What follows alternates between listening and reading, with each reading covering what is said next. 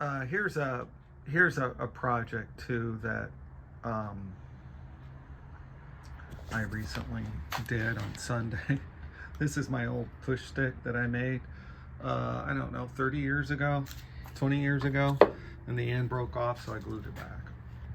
I'm gonna put on some new blades too on my chop saw and my table saw. I don't really need them for this project because it's not the expensive white oak. This is just the red oak right there that we'll be using, and all this little scrap wood that we'll be using. And this, not that oak, this oak right here, probably used for the legs. This is a piece of white oak that I got from a tree that fell down, a branch of a tree that was probably probably a 200-year-old tree. That would be my guess.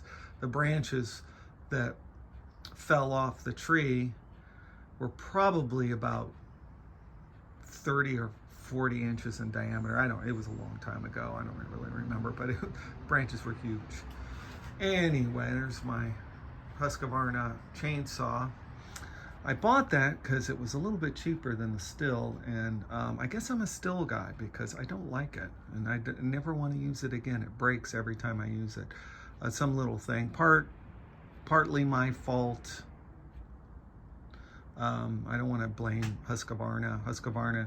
I mean, I have a Husqvarna blower. I love it, and the chainsaw. I just am having a double of a time getting it started these days.